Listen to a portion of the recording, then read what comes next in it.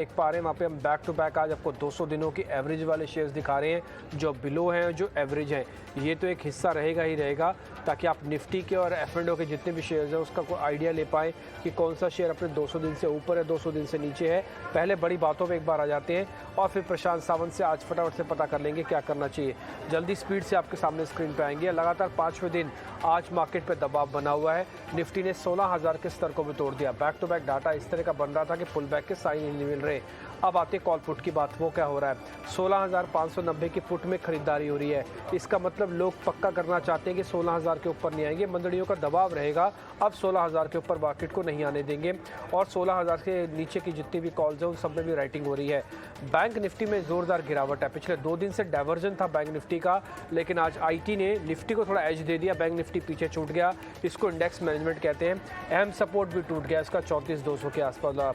अब आते हैं चौथी इंपॉर्टेंट बात पे। सभी सेक्टर इंडेक्स में बिकवाली का दबाव है। कोई भी सेक्टर इंडेक्स ऐसा नहीं है जो कि हेल्प कर रहा हो मार्केट की। थोड़ा बहुत है तो वो आईटी है, वो क्योंकि रुपया आज फिर से कमज़ोर हुआ है, 77-60 पे आ गया है। और जो एक्सपोर्ट करने वाली कंपनीज होते हैं टिपिकली उनको बेनिफिट मिलता है। ये चौथी इंपॉर्टेंट बात है। 5वीं इंपॉर्टेंट बात, इंडिया विक्स में आज करीब 10% की जोरदार तेजी आई है और 25 पार हो गया। 10% पिछले 7 दिन में नहीं चला था, लेकिन एक ही दिन में 10% चलना ये इंडिकेट कर रहा है कि मार्केट के अंदर दबाव और प्रेशर काफ़ी ज़्यादा है। हर तेज़ी, हर पुल बैक कहीं ना कहीं बिकवाली में इस्तेमाल हो रहा है और ये चिंता की बात है।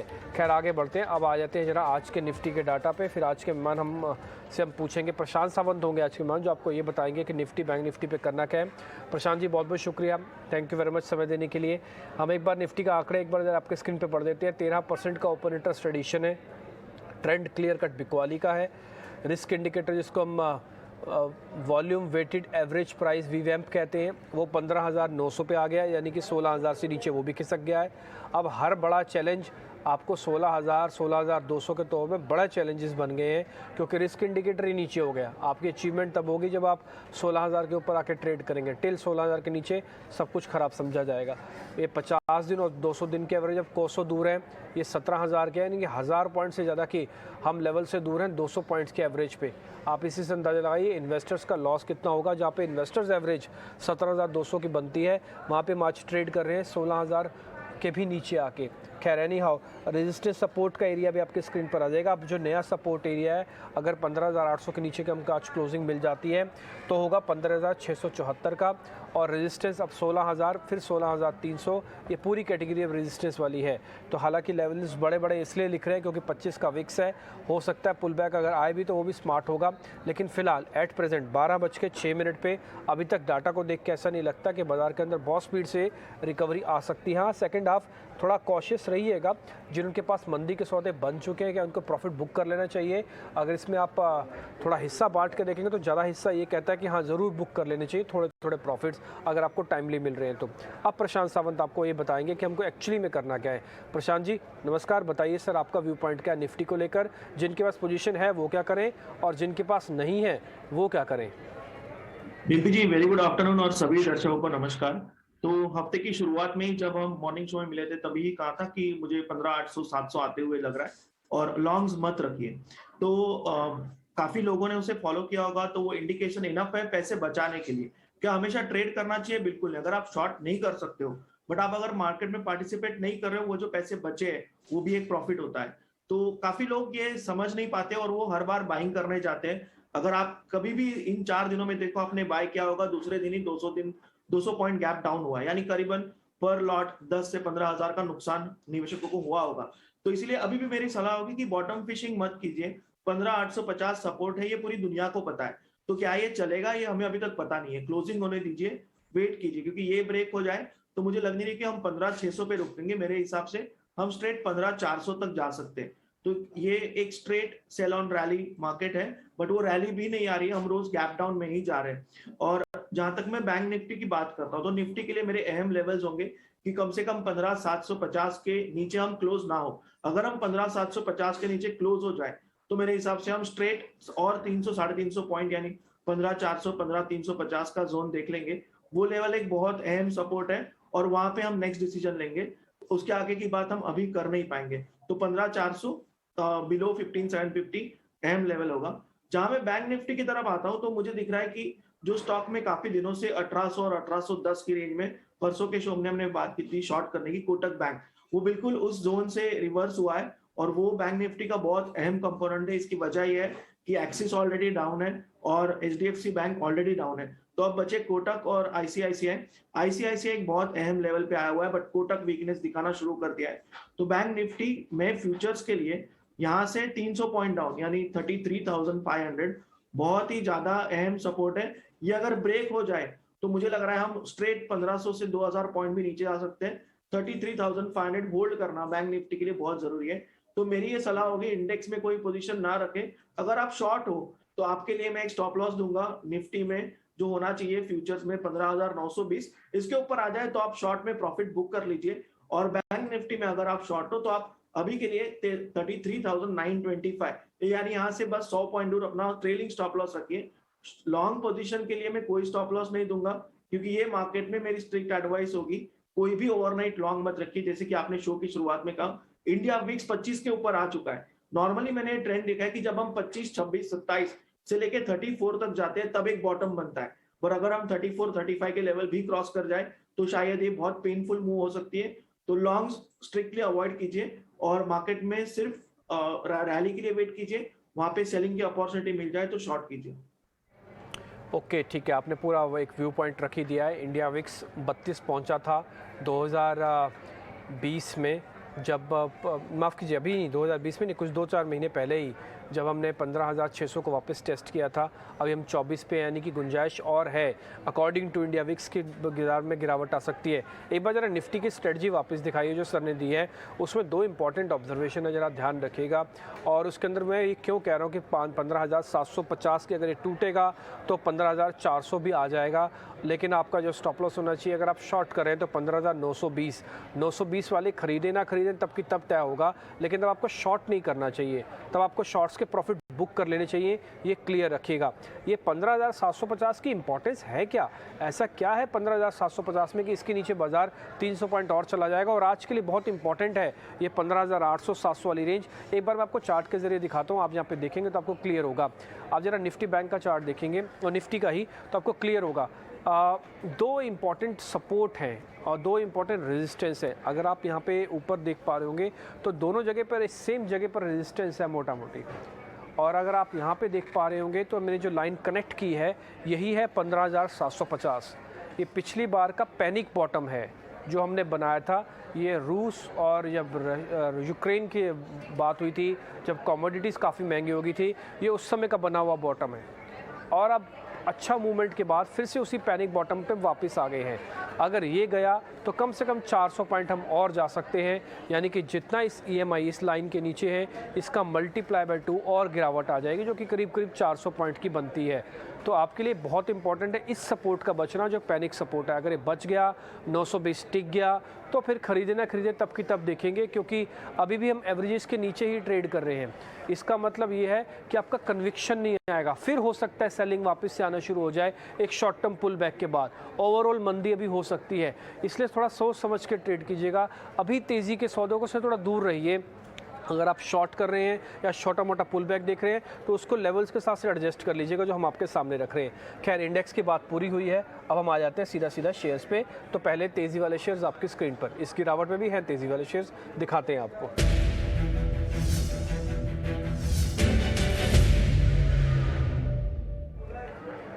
एक तो गैस वाले शेयर पिछले 2-3 दिन से चल रहा है। हमने एक्सक्लूसिव खबर भी ब्रेक की थी कि सरकार पॉलिसी फ्रेमवर्क चेंज कर रही है, जिससे गैस कंपनीज को बेनिफिट हो सकता है। गुजरात गैस कल 7-8% चला था, आज 2-2.5% फिर से ऊपर है। दूसरा है फार्मास्यूटिकल्स, फार्मा और आईटी। आप एक काम कीजिए ना, दोनों के जरा इंडाइसिस भी दिखाइए, निफ्टी आईटी इंडेक्स और निफ्टी का फार्मास्यूटिकल इंडेक्स। ये दोनों ना टिपिकली हैज होते हैं। जब बाज़ार के अंदर तेज़ तीव्र गिरावट आ रही होती है तो इन दोनों ही कहीं ना कहीं आपको बचाने का काम करते हैं। अगर आप देख भी रहे होंगे तो मार्केट बाकायदा डेज लो पे है, लेकिन फार्मास्यूटिकल्स और आईटी ये बाकायदा डे हाइस पे आ गए हैं। तो ये दोनों डिफेंसिव सेगमेंट है जिन्हें आपके काम आने वाले हैं। अब आपको प्रशांत जी ये बताना है कि गुजरात गैस में क्या करें और स्ट्राइड्स फार्मा में क्या करें। निम्बी जी, दोनों ही शेयर के बारे में बात करूंगा क्योंकि दोनों एक इंटरेस्टिंग चार्ट है। अगर मैं गुजरात गैस देखता हूं तो एक कंसोलिडेशन जो चल रही थी वहां वॉल्यूम्स पिकअप होकर ब्रेकआउट करने की कोशिश कर रहा है। क्या ये ब्रेकआउट हुआ है? मेरे हिसाब से फिलहाल नहीं हुआ है, बट क्या इसमें पोजीशन बनाई जा सकती है? बिल्कुल बनाई जा सकती है। और आपको सिर्फ, जैसे मैं बार-बार कह रहा हूँ, सिर्फ डाउन साइड पे ध्यान रखिए, डाउन साइड कैप कर दीजिए, आपकी रिस्क मैनेज कीजिए, so that you survive another day to fight the battle. तो आपको इसमें स्टॉप लॉस रखना होगा 540 का 540। मुझे लग रहा है ये अपनी जो 200 दिनों की एवरेज है करीबन 575-80 उस लेवल तक जा सकता है। तो उसके लिए ये जो बाउंस बैक है उसके लिए हम एक रिस्क रिवॉर्ड के बेसिस पे इसमें लॉन्ग कर सकते हैं। इसी के सामने मैं जब स्ट्राइड्स फार्मा देखता हूँ तो मुझे दिख रहा है कि 2 दिनों पहले जो सन फार्मा में हुआ था, या आज जो लुपिन में थोड़ी बहुत वीकनेस दिख रही है, तो मैं इस सेक्टर से थोड़ा दूर रहूंगा, क्योंकि ये जब मैं डेली चार्ट देख रहा हूँ तो एक सपोर्ट के करीब आया है, बट ये सिर्फ एक डेड कैट बाउंस भी हो सकता है। तो जब तक ये 300 के ऊपर ना जाए, मैं थोड़ा सा इससे दूर रहूंगा, क्योंकि वो अगर यहाँ से सेलिंग आए तो ये और वीक हो सकता है। तो इन दोनों में मेरा चुनाव डेफिनेटली गुजरात गैस होगा। ओके, गुजरात गैस आपका चुनाव हो सकता है और इम्पोर्टेंट चुनाव है। एक बार इसकी वजह भी समझ लेते हैं, क्यों ये शेयर देखा जा रहा है या क्यों इसकी बात हो रही है। एक बार पहले आप जरा लेवल्स नोट कीजिएगा, फिर गुजरात गैस के हम चार्ट पे भी आ जाते हैं, फिर हम शॉर्ट कवरिंग वाले 2 शेयर्स भी आपकी स्क्रीन पर रखेंगे। गुजरात गैस 575, 580। अब आते हैं इसके इंपॉर्टेंट चार्ट्स पे। 2 हिस्से होते हैं, शेयर की वीकनेस और शेयर की स्ट्रेंथ। वो आपको 200 दिन की एवरेज से पता लग जाती है। इसमें कोई दो राय नहीं है कि शेयर ने अपनी जो स्ट्रेंथ है वो खो दी है, क्योंकि 200 दिन की एवरेज इसने तोड़ी हुई है। लेकिन इसमें भी कोई दो राय नहीं है कि अपने सपोर्ट्स को बार बार ये पक्का कर रहा है।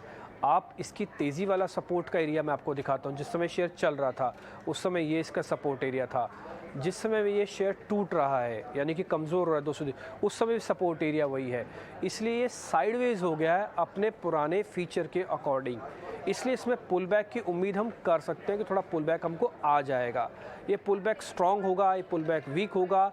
ये पुल बैक होगा तो वीक, लेकिन आपको थोड़े पैसे दे सकता है। इस तरह के मार्केट में हेजिंग कर सकते हो, क्योंकि पॉलिसी वाली खबर भी है। कम से कम इस पिंक कलर की लाइन तक ये शेयर चलने की टेंडेंसी है। 575 आपका टारगेट है। आप जो अपनी स्क्रीन पर भी देख पा रहे थे, स्टॉप लॉस भी है, आप उस पर ज़रूर ध्यान रखिएगा। सभी के लेवल्स, सभी के स्टॉप लॉस स्ट्रिक्टली फॉलो कीजिएगा।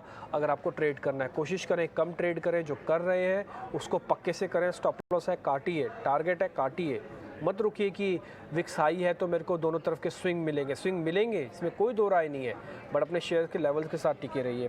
शॉर्ट कवरिंग के 2 शेयर, इंडियाबुल हाउसिंग फाइनेंस तेज़ गिरावट के बाद आज पुल बैक मोड में है, और दूसरा है हिंदुस्तान एरोनॉटिकल्स। इसमें क्या करें? डीपी जी, इसमें एक तो क्लियर राय मेरी होगी कि इंडियाबुल हाउसिंग फाइनेंस से दूर रहना चाहिए। इसकी वजह ये है कि बार-बार जब ये 225-30 भी चल रहा था, तभी भी मैं कह रहा था कि 275 के ऊपर जाने दीजिए, ये एक बहुत वीक स्टॉक है। अब वहां से 180 का भी सपोर्ट तोड़ के ये 120 तक आ चुका है। तो मेरा इससे क्लियर एक राय होगी कि इससे दूर रहना चाहिए। जहां पे एचएएल में दिख रहा हूं तो एक बहुत अच्छी रैली के बाद ये एक अहम सपोर्ट पे आया है, तो छोटे रिस्क पे इसमें बाय कर सकते हैं, और इसीलिए मेरा झुकाव इसकी तरफ होगा। मैं इसमें स्टॉप लॉस देना चाहूंगा 1525 का 1525, यानी करीबन 2.5% की हमारी रिस्क हो जाएगी। और हम टारगेट रखेंगे, जो गैप बनी हुई है करीबन यहाँ से लेके हम 1650 तक के टारगेट्स रख सकते हैं। तो 1650 एक अहम लेवल होगा, मेक और ब्रेक। तो इसमें हम निवेश कर सकते हैं। बट इंडियाबुल हाउसिंग फाइनेंस, फिर से मैं कहूंगा, थोड़ा जैसे कि इंडियाबुल हाउसिंग फाइनेंस हो या आरबीएल बैंक हो, इन स्टॉक से ऐसे मार्केट में थोड़ा सा दूर रहा कीजिए। ओके, थोड़ा दूर रहने की रिकमेंडेशन है। वजह आपको बता देते हैं इंडियाबुल से क्यों सर दूर रहने की बात भी कर रहे हैं। लेकिन पहले आप जरा लेवल्स नोट कीजिएगा। वो है हिंदुस्तान एरोनॉटिकल्स के 1650 आपका टारगेट, और साथ ही 1525 आपका स्टॉप लॉस। अब जरा आते हैं इंडियाबुल हाउसिंग फाइनेंस पे। क्यों इंडियाबुल हाउसिंग फाइनेंस को देखना चाहिए, समझना चाहिए। एक बार जरा आपको स्क्रीन पे वापस ले चलते हैं। इससे क्यों बचना चाहिए या अभी थोड़ा रुक जाना चाहिए, उसकी वजह है। मैंने 2 गोले आप मेरी स्क्रीन की तरफ देखेंगे, ये मैंने मार्क किए हुए हैं। एक तो ये है जो आपको अपनी स्क्रीन पर इस समय दिख रहा होगा, ये इस समय का अब तक का, यानी कि पिछले 1-1.5 साल तक का सबसे क्लियर पैनिक बॉटम है। उसके बाद ये शेयर साइडवेज हुआ, अटेम्प्ट करने की कोशिश हुई कि किसी तरह से पुल बैक आ जाए और ये 200 दिन के एवरेज के ऊपर आके अच्छी शॉर्ट कवरिंग कराए, बट वो शॉर्ट कवरिंग वापस साइडवेज से कन्वर्ट होते फेल हो गई। फेल होने के बाद ये उसी जगह पर पहुंची है जिस जगह पर टिपिकली हमारा पुराना बॉटम मैच कर रहा है। आप अपनी स्क्रीन पर देख पा रहे होंगे, यही एक जगह है जहाँ से इसको ब्रेक करेगा तो और फॉल आ सकता है। क्या इसको हम प्लस करें, क्या इसको शॉर्ट करें? नहीं, इसको थोड़ा समय दें। अगर ये थोड़ा एडजस्टमेंट और कर दे और थोड़ा बहुत पुल बैक और दिखाए आपको, देखो आज जैसे शॉर्ट कवरिंग हुई है, आप अपनी स्क्रीन पर देख पा रहे हो कि -7% आपको लिखा हुआ दिख रहा है। ओपन इंटरेस्ट जो 3-3.5 करोड़ का है, इसमें तेज़ी नहीं आई है। जिन्होंने कल बेचा था सिर्फ उन्हीं की तरफ से कवरिंग आई है। तो शॉर्ट कवरिंग और ग्रोथ में फ़र्क होगा। तो ये शॉर्ट कवरिंग का कैंडिडेट था अभी। ये शॉर्ट कवरिंग थोड़ी और भी अपलिफ्ट हो सकती है, लेकिन तेज़ी में दम होता है, शॉर्ट कवरिंग में दम नहीं होता, बस इतना ही फ़र्क होता है। हाँ, तो लेकिन इंडिया बुल्स फिलहाल अवॉइड कीजिएगा। HUL जो है वो आप ध्यान रख सकते हैं। मंदी वाले शेयर आपकी स्क्रीन पर होंगे।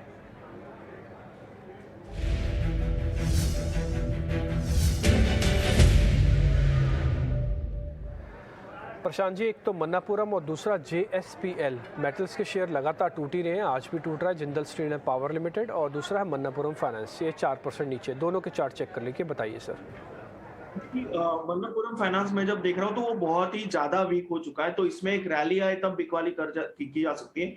जबकि मैं जिंदाल स्टील देख रहा हूँ तो ये करीबन 450 के अहम लेवल पे आया हुआ है। इसका अगर मैं एक्चुअल पोजिशनल स्टॉप लॉस बोलूँ तो वो 480 हो जाता है, तो वो रिस्क रिवॉर्ड में फिट नहीं हो रहा है। बट हम इसमें क्या कर सकते हैं, एक बार 448 ये ब्रेक कर दे, यानी 448 ये ब्रेक कर दे 448, तभी हम इसको 456 यानी 456 के 8 पॉइंट के रेंज से स्टॉप लॉस रख के शॉर्ट कर सकते हैं। टारगेट हम रखेंगे इसके जो 200 दिनों के एवरेज है, यानी करीबन 430 के करीब, तो रिस्क रिवॉर्ड बहुत जस्टिफाई हो जाएगा और उस हिसाब से करीबन 1:2.53 की ट्रेड हम बना सकते हैं। तो जस्ट 2 पॉइंट की वेट करेंगे, शॉर्ट बिलो 448, स्टॉप लॉस 456 और टारगेट हम रखेंगे 430 का। ओके, ठीक है। तो आप दूसरा कोई ट्रेड नहीं ले रहे ना सर? इन्हीं दोनों में से एक ही सिलेक्ट कर रहे हैं? बिल्कुल एक ही कर रहा हूँ। ओके, टारगेट स्टॉप लॉस आपके स्क्रीन पर आ जाएंगे, आप जरा नोटिस कर लीजिएगा जिंदल स्टील वगैरह के। और अभी आप जो देख पा रहे हैं अपनी स्क्रीन पर, ये 5% का जो राइज़ है ये एक वापस कन्वर्ट हो सकता है। सेल कॉल 430 का टारगेट, 448 के बाद ये फिर बिक जाएगा। 458 आपका स्टॉप लॉस होना चाहिए। शॉर्ट कवरिंग के शेयर्स तो हैं, लेकिन दम अभी ज़्यादा नहीं रख रहे हैं। लॉन्ग में से जो हमने शेयर चुना है वो अब तक चुना है गुजरात गैस का। स्ट्राइड्स फार्मा को गिरा दिया। इंडिया फुल हाउसिंग फाइनेंस में दम नहीं है। HCL के अंदर हमने फिर से चुनाव किया है और बिकवाली वाले शेयर्स में GSPL आपको और कमज़ोर होता हुआ दिखेगा। ये सारे शेयर्स आप नोट कर लीजिए, रखिएगा।